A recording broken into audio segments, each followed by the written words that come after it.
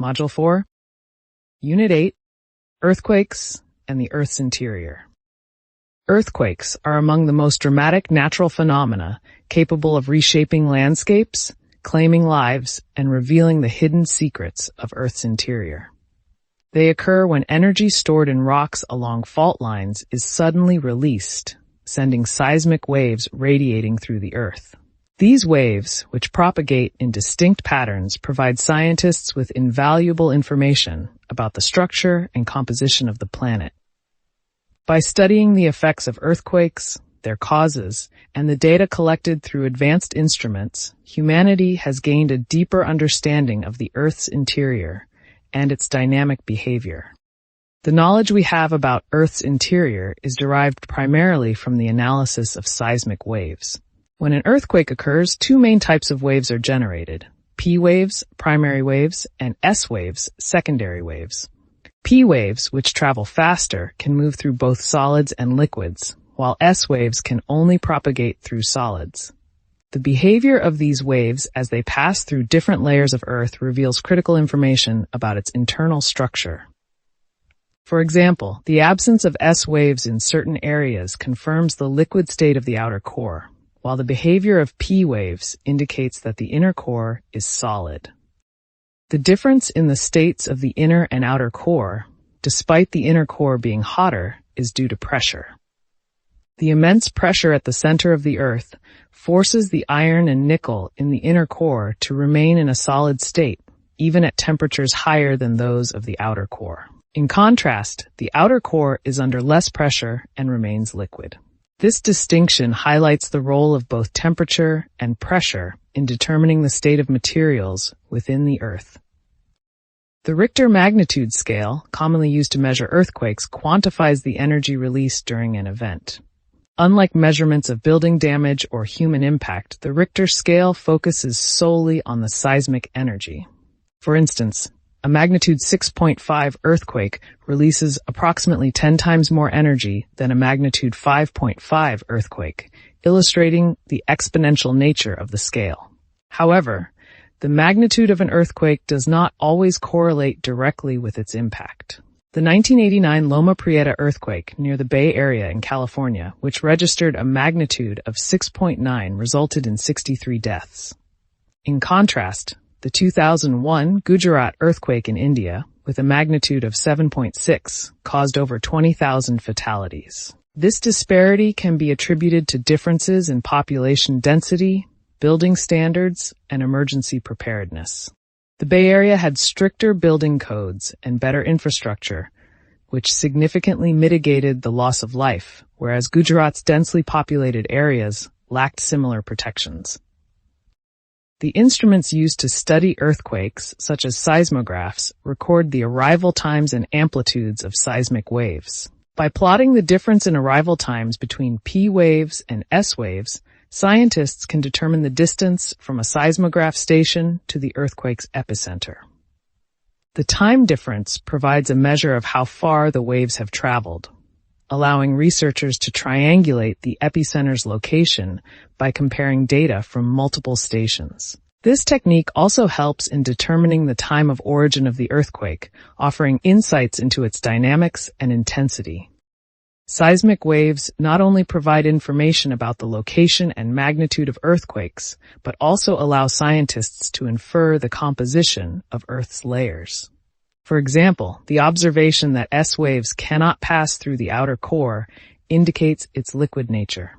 Such data have led to a detailed understanding of Earth's interior, which consists of the crust, mantle, outer core, and inner core. This knowledge is essential for understanding the forces that drive plate tectonics, volcanic activity, and other geological phenomena. Most earthquakes occur along the edges of Earth's lithospheric plates, where stress builds up due to plate interactions. These regions, known as fault zones, are particularly active in areas like the Pacific Ring of Fire, where convergent and transform plate boundaries dominate. Undersea earthquakes in these zones can generate tsunamis, massive waves that can travel across entire ocean basins, causing widespread devastation when they reach coastal areas. Tsunamis highlight the interconnected nature of Earth's systems, where seismic activity beneath the ocean floor triggers dynamic responses on the surface. Earthquakes can also provide critical data for understanding other natural processes. For instance, the energy released during seismic events is a direct result of the movement of Earth's plates, driven by mantle convection. This heat transfer within the Earth originates from radioactive decay and residual energy from its formation. Such processes underscore the complexity of Earth's systems and their ability to store and release energy over geological timescales. The destructive potential of earthquakes is not limited to the shaking of the ground. Secondary hazards such as landslides, liquefaction, and tsunamis amplify their impact. For example, in areas with loose, water-saturated sediments, the shaking can cause liquefaction, where the ground temporarily loses its strength and behaves like a liquid. This phenomenon can lead to the collapse of buildings and infrastructure, compounding the damage caused by the initial event. Predicting earthquakes remains one of the greatest challenges in earth science. While scientists can identify regions at high risk based on past activity and plate boundary dynamics, accurately predicting the timing, location, and magnitude of specific events is not yet possible. However, advancements in seismology, such as early warning systems that detect P waves before the more destructive S waves arrive, offer hope for mitigating some of the impacts. These systems can provide seconds to minutes of warning, allowing people to take protective actions, and automated systems to shut down critical infrastructure. The study of earthquakes has also revealed much about the distribution of energy on Earth's surface. Solar radiation, which provides energy that warms the Earth, while not directly related to seismic activity, plays a significant role in driving atmospheric processes such as the generation of wind. Differences in air pressure, caused by uneven heating of the Earth's surface, create wind patterns that interact with geological features shaped by seismic and tectonic processes. Similarly, the collision of warm and cold air masses, driven by atmospheric dynamics, can lead to the formation of tornadoes, illustrating the interconnectedness of Earth's systems. Unit 9. Volcanoes and other igneous activity. Volcanoes and igneous activity are dramatic manifestations of Earth's internal energy, shaping the planet's surface and influencing its ecosystems. These processes are driven by the movement of molten rock or magma, which originates deep within the Earth. When magma rises to the surface and erupts, it creates spectacular displays of power and leaves behind geological formations that tell the story of our planet's fiery origins. The catastrophic 1980 eruption of Mount St. Helens, for instance, was a vivid reminder of the immense force and unpredictability of volcanic activity. This event highlighted the complex interplay of factors that govern volcanic eruptions, including magma composition, temperature, and the amount of dissolved gases. Volcanic eruptions are influenced by the properties of magma, which determine the explosiveness and type of eruption. Magma with high silica content is more viscous and tends to trap gases, leading to explosive eruptions, while magma with lower silica content flows more easily and produces gentler eruptions.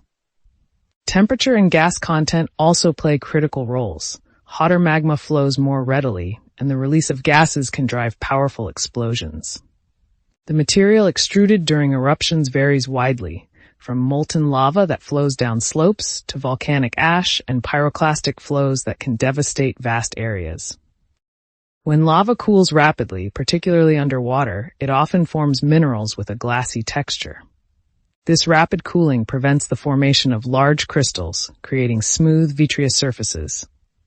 Such textures are common in underwater volcanic eruptions, where lava interacts directly with seawater.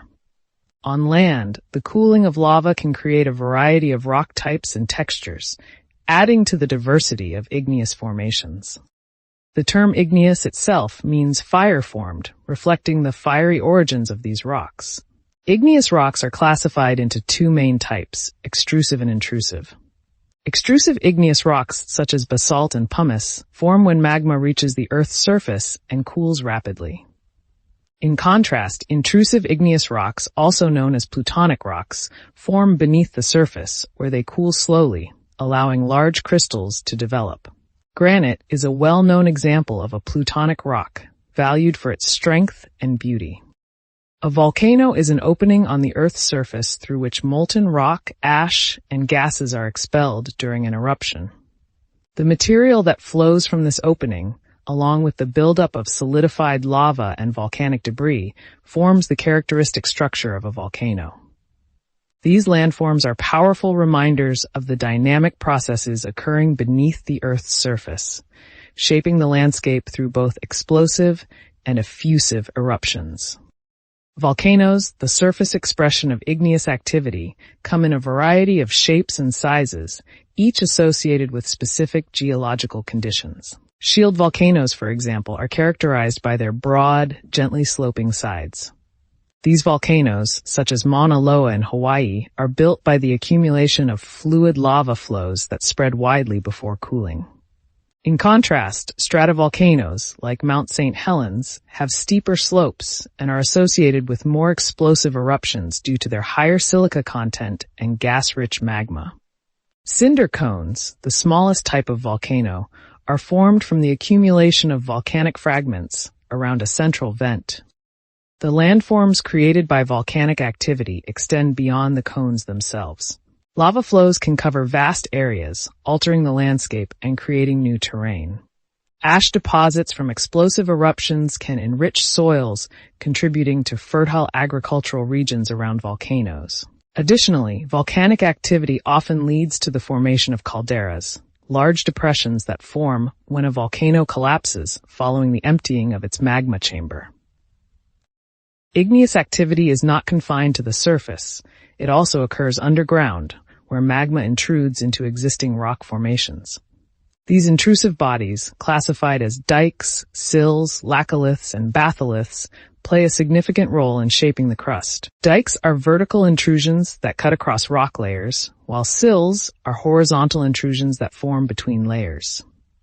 Laccoliths create dome-shaped formations, and batholiths, the largest type of intrusive body, are vast expanses of solidified magma that often form the cores of mountain ranges. The relationship between plate tectonics and igneous activity is a fundamental aspect of Earth's geology. At divergent plate boundaries, such as the Mid-Atlantic Ridge, magma rises to fill the gaps as plates move apart, creating new oceanic crust. At convergent boundaries, where one plate subducts beneath another, magma generated by the melting of the subducting plate feeds volcanic arcs like the Andes. Hotspots, areas of intense volcanic activity that are not directly associated with plate boundaries, provide additional evidence of the dynamic nature of Earth's interior. The Hawaiian Islands, formed by a stationary hotspot beneath the moving Pacific plate, are a prime example of this process. Volcanic and igneous activity also influence oceanic and coastal processes. For instance, the movement of tectonic plates and volcanic activity contribute to the formation of continental shelves and slopes. The continental slope, where the ocean floor drops sharply after the continental shelf, marks the transition between the shallow and deep ocean. These features, shaped in part by igneous processes, play a critical role in marine ecosystems and the cycling of nutrients. Ocean currents, driven primarily by wind patterns, also interact with volcanic features on the seafloor. Submarine volcanoes and mid-ocean ridges influence the flow of water and the distribution of marine life. These interactions highlight the interconnectedness of Earth's systems, where processes occurring deep beneath the surface have far-reaching effects on the oceans and atmosphere. The study of volcanoes and igneous activity provides crucial insights into the history and dynamics of our planet. These processes not only shape the physical landscape, but also contribute to the cycling of elements essential for life. The gases released during eruptions, including carbon dioxide and water vapor, have played a role in shaping Earth's atmosphere over geological timescales. Lava flows and volcanic deposits enrich soils, supporting ecosystems and agriculture. At the same time, the destructive power of volcanic eruptions reminds us of the need to understand and respect the forces at work within our planet.